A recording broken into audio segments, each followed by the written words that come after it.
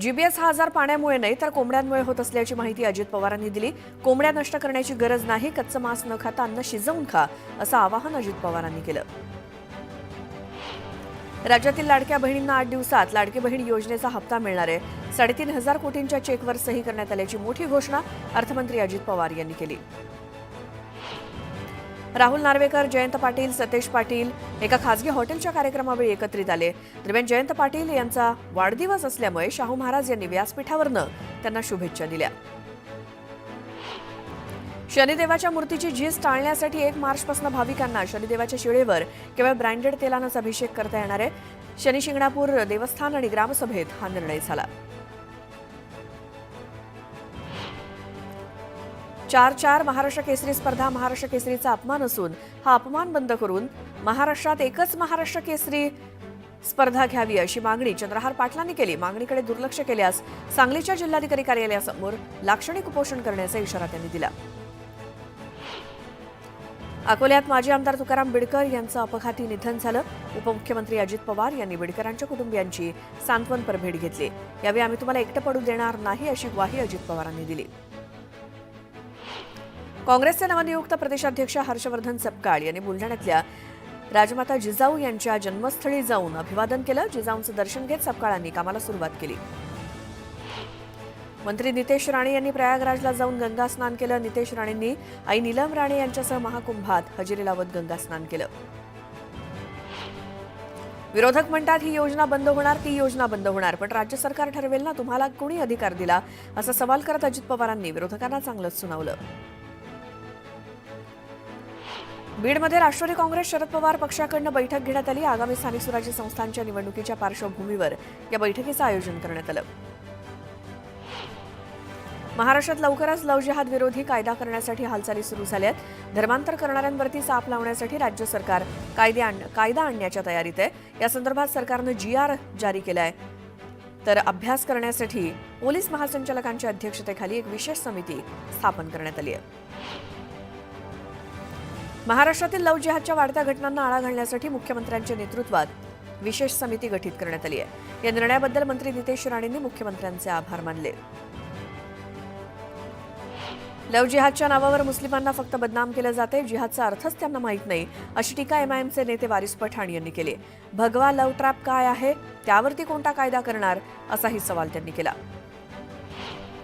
येणाऱ्या काळात operation tiger सुरू राहील. तुम्ही ऋणानुबंध निर्माण नाही करू शकलात म्हणून लोक तुम्हाला सोडून गेली, त्यामुळे आत्मपरीक्षण करा, असा टोला खासदार श्रीकांत शिंदेंनी लगावला. अमित शहा आणि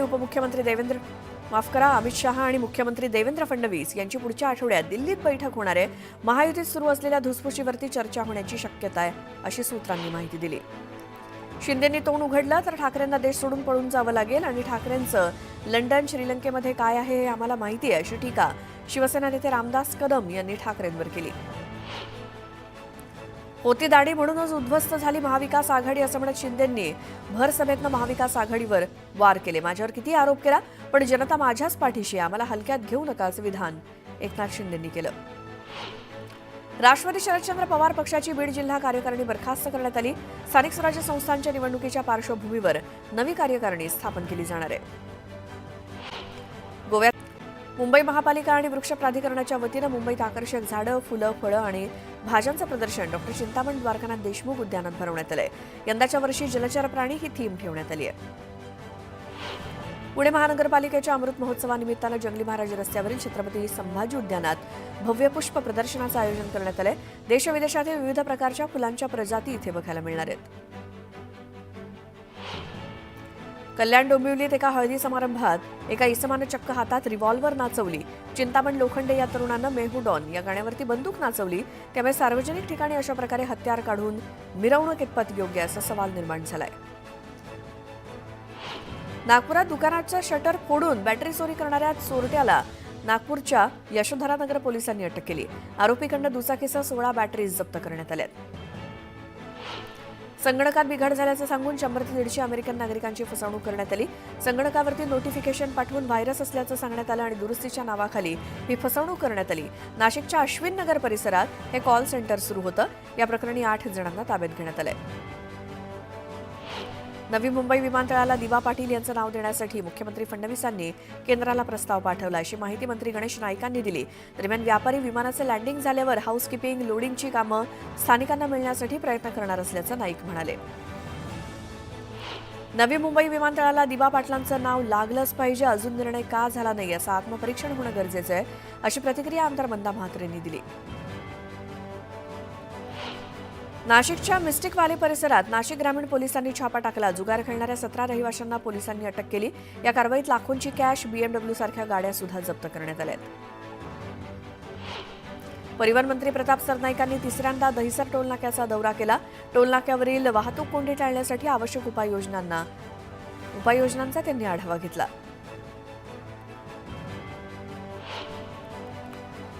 एक मोठी बातमी बघूयात. राज्यातील लाडक्या बहिणींसाठी एक खुशखबर आहे. 8 दिवसात लाडक्या बहिणींचे पैसे त्यांच्या खात्यात जमा होणार आहेत.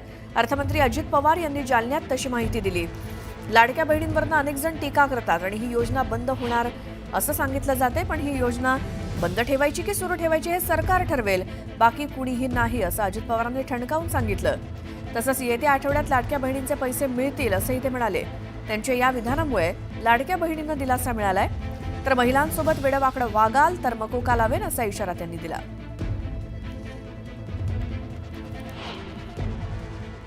आज माझ्या लाडक्या बहिणी इथं बसल्यात.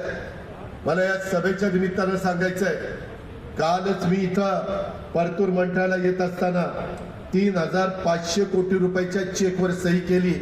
8 दिवसात माझ्या बहिणींना पैसे मिळणार, फेब्रुवारीचे पैसे मिळणार आहेत. महिलांच्या बद्दल पण कुठल्याही प्रकारे राष्ट्रवादी काँग्रेस पक्षाच्या कार्यकर्त्याच्या बद्दल तक्रार येता कामा नये. महिलांच्याकडे बघताना मुलीच्या नात्याने किंवा बहिणीच्या नात्यानेच बघितलं गेलं पाहिजे.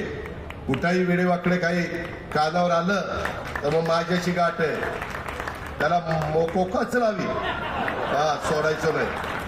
आणि सांगायला आलं ना दादा वाचवा, एसपीला म्हणेल त्याला टायर मध्ये घेऊन 6 दिवस सोडू नका तिच्या मायला. आता पुन्हा पाहूया सकाळच्या 100 बातम्या. मुंबईतल्या छत्रपती शिवाजी महाराज टर्मिनस इथल्या फलाटांच्या विस्तारीकरणाचं काम सुरू असल्यामुळे याचा परिणाम कोकणात येणाऱ्या 3 गाड्यांवरती होतोय. कोकणातून CSMT पर्यंत धावणाऱ्या या गाड्या 28 फेब्रुवारीपर्यंत दादर स्थानकापर्यंतच धावणार आहेत. त्यामुळे प्रवाशांना दादरपासून पुढील प्रवासाकरता अन्य रेल्वे किंवा इतर वाहनांचा आधार घ्यावा लागणार आहे. सिडकोच्या विविध संवर्गातील कर्मचाऱ्यांच्या मोठ्या प्रमाणात बदल्या करण्यात आल्या. सहाय्यक विकास अधिकारी आणि क्षेत्र अधिकारी संवर्गातील 26 अधिकाऱ्यांसह लिपिक, टंकलेखक, कार्यालयीन सहाय्यक संवर्गातील 74 कर्मचाऱ्यांचा यात समावेश आहे. या बदल्यांमुळे अधिकारी आणि कर्मचाऱ्यांमध्ये असंतोष दिसून येतोय. मुंबईकरांच्या जलप्रवासाला आता वेग येणार आहे. गेटवे ऑफ इंडिया ते एलिफंटा आणि गेटवे ते मांडवा या मार्गावरून आजपासून अत्याधुनिक वातानुकूलित कटामरान बोट धावणार आहेत. तर उच्च गती पारंपरिक फेरी सेवेला पर्याय म्हणून ही सेवा प्रवाशांना अधिक जलद, आरामदायी आणि आधुनिक प्रवासाची सोय उपलब्ध करून देणार आहे. मुंबई महानगर प्रदेश विकास प्राधिकरणानं मॅरेथॉनचं आज आयोजन केलं. यासाठी रविवारी दुपारी 1 वाजेपर्यंत अटल सेतूवरची वाहतूक बंद असणार आहे. त्यामुळे वाहतूक कोंडीसह JNPA बंदरातील कंटेनर वाहतुकीवरती परिणाम होण्याची शक्यता आहे. पश्चिम रेल्वेच्या स्वच्छतागृहांच्या दयनीय स्थितीबाबत वारंवार तक्रारी येत असल्यामुळे त्यांच्या स्वच्छतेकडे प्राधान्यानं लक्ष दिलं जाईल, असं पश्चिम रेल्वेच्या मुंबई विभागाचे नवनियुक्त विभागीय रेल्वे व्यवस्थापक पंकज कुमार सिंग यांनी स्पष्ट केलं. प्रवाशांची गैरसोय टाळण्यासाठी टॉयलेटच्या देखभालीवरती भर दिला जाईल, असं आश्वासन त्यांनी दिलं. मुंबई उपनगरीय क्षेत्राच्या विकासासाठी मुंबई रेल्वे विकास कॉर्पोरेशन हे स्वतंत्र महामंडळ कार्यरत आहे. त्याद्वारे अद्ययावत डिझाईनच्या लोकलची बांधणी, डबे वाढवणं, 12 ऐवजी 15 डब्यांची लोकल चालवण्यासाठी फलाटांची लांबी वाढवणं, वाढीव रेल्वे मार्ग टाकणं इत्यादी कामांसाठी मध्य आणि पश्चिम रेल्वेला निधी पुरवला जातोय. मुंबई शहरातील 8 ते 10 दशकांहून अधिक जुन्या असलेल्या सेस इमारतींचा समूह पुनर्विकास करण्यावरती आता म्हाडानं भर दिलाय. सेस इमारती अरुंद जागेत असल्यामुळे एकेका इमारतीचा पुनर्विकास करणं, रहिवासी आणि भाडेकरूंना आवश्यक सुविधा उपलब्ध करून देणं शक्य नसल्यामुळे एकाहून अधिक इमारतींचा समूह पुनर्विकास केल्यास तांत्रिकदृष्ट्या तो सुलभ ठरणार आहे. आमदार भास्कर जाधव ठाकरे गटात नाराज असल्याची चर्चा रंगली. त्यांची मनधरणी करण्याचे प्रयत्न स्वतः उद्धव ठाकरेंनी सुरू केलेत. ठाकरे यांच्या शिवसेनेची मातोश्रीवरती बैठक झाली आणि त्या बैठकीला भास्कर जाधव ऑनलाईन उपस्थित होते. पक्षानं मला खूप काही दिलंय, 2 मुलं आमदार आहेत, राज्यसभेवर किंवा विधान परिषदेवरती जाण्याचा माझा विचार नाही, पण पक्षानं संधी दिली तर 2029ची लोकसभेची निवडणूक लढणार आहे, असं सुतोवाच भाजपचे नेते रावसाहेब दानवेंनी केलं. पोलीस तपासात अधिकाधिक तंत्रज्ञानाचा वापर करण्याचा शासनाचा प्रयत्न आहे. देशातील सर्वात चांगला सायबर प्लॅटफॉर्म राज्य सरकारनं तयार केलाय. तसंच सायबर गुन्ह्यांबाबत तक्रार करण्यासाठी केंद्रीय तपास यंत्रणांनी महाराष्ट्र पोलिसांना 1945 हा टोल फ्री क्रमांक उपलब्ध करून दिलाय, अशी माहिती मुख्यमंत्री देवेंद्र फडणवीस यांनी दिली. पुणे पोलिसांच्या वतीनं आयोजित करण्यात आलेल्या तरंग या कार्यक्रमात ते बोलत होते. हिंगोली शहरामध्ये छत्रपती शिवाजी महाराजांच्या जयंतीनिमित्तानं शिवकालीन आणि ऐतिहासिक नाणी चलनी नोटांच्या प्रदर्शनाचं आयोजन करण्यात आलं. हे प्रदर्शन बघण्यासाठी नागरिकांनी गर्दी केली. हिंगोलीच्या वसमत तालुक्यातील गिरगावात प्राथमिक आरोग्य केंद्राच्या इमारतीसमोरून महामार्ग झालाय. मात्र रुग्णालय परिसरात एकही गतिरोधक किंवा दिशादर्शक फलक नसल्यामुळे अपघात होण्याची शक्यता ग्रामस्थांनी वर्तवली आहे. धुळे जिल्ह्यातील जीबीएसचा पहिला रुग्ण आढळला. 48 वर्षीय रुग्णावर हिरे शासकीय महाविद्यालयात उपचार सुरू आहेत. रुग्णाची प्रकृती स्थिर असल्याची माहिती रुग्णालय प्रशासनानं दिली. सिल्लोड तालुक्यातील हळदा इथे पाण्याच्या शोधात असलेला बिबट्या विहिरीत पडला. वनविभागाच्या पथकानं 15 तासांच्या प्रयत्नानंतर या बिबट्याला विहिरीतून बाहेर काढलं.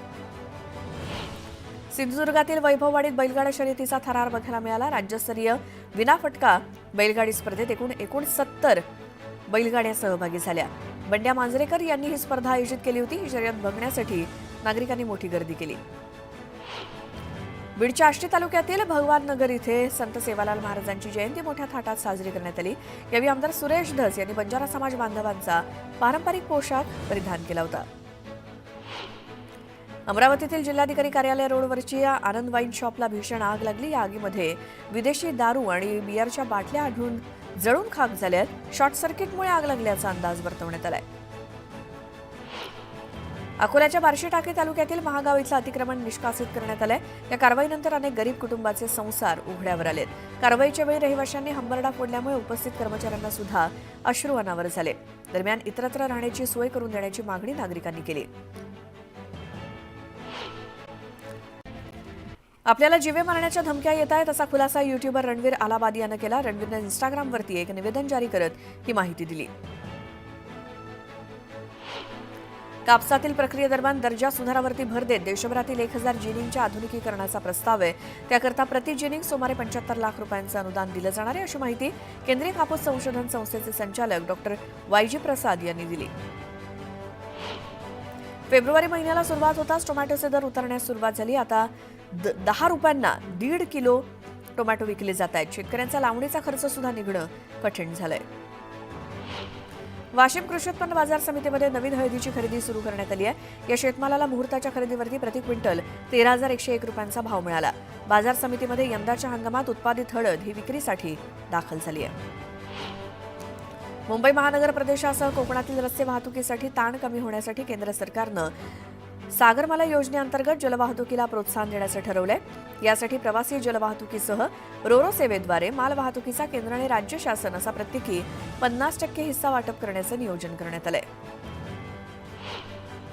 टिपेश्वर अभयारण्यातनं येडशी अभयारण्यामध्ये आलेला वाघ पकडण्यासाठी प्रधान मुख्य वनसंरक्षक यांच्या कार्यालयानं 28 फेब्रुवारीपर्यंत मुदत दिली. त्यानुसार वाघाला पकडण्यासाठी केवळ 15 दिवसच शिल्लक आहे. त्यामुळे वाघाचा शोध मोहिमेला वेग आलाय. मुदतीत वाघ न पकडल्यास पुन्हा परवानगी मिळेपर्यंत मोहीम थांबवावी लागेल, अशी माहिती वन विभागाच्या अधिकाऱ्यांनी दिली. मुंबई पोलिसांच्या आकडेवारीनुसार 2022 पासून आतापर्यंत कर्तव्यावरती असताना 379 पोलिसांचा मृत्यू झालाय. 379 पैकी 334 पोलिसांचा नैसर्गिक मृत्यू झालाय, तर 23 जणांचा अपघाती आणि 22 जणांनी आत्महत्या केल्याची नोंद आहे. रॅपिडो लवकरच महिलांसाठी एक खास सर्व्हिस सुरू करणार आहे. या सर्व्हिसद्वारे कंपनी जवळपास 25,000 महिलांना रोजगार सुद्धा देणार आहे. आतापर्यंत रॅपिडोमध्ये फक्त पुरुषच कॅब, ऑटो आणि बाईक चालवू शकत होते. मराठवाड्याच्या हक्काचं 60% पाणी कमी करण्याच्या गोदावरी अभ्यास गटाच्या अहवालावरती महाराष्ट्र जलसंपत्ती प्राधिकरणानं जनतेकडून आक्षेप मागवलेत. हे आक्षेप 15 मार्चपर्यंत स्वीकारण्यात येतील. दुष्काळग्रस्त आणि कमी पावसाचा प्रदेश म्हणून मराठवाडा ओळखला जातो. राज्यात 15 जानेवारी अखेर गाळप झालेल्या ऊसाची FRP वाटप करण्यात आलंय. 16,577 कोटी रुपयांपैकी साखर कारखान्यांनी प्रत्यक्षात शेतकऱ्यांच्या बँक खात्यावर 13,982 कोटी रुपये जमा केलेत, तर अद्यापही 2,595 कोटींची FRPची रक्कम थकीत आहे.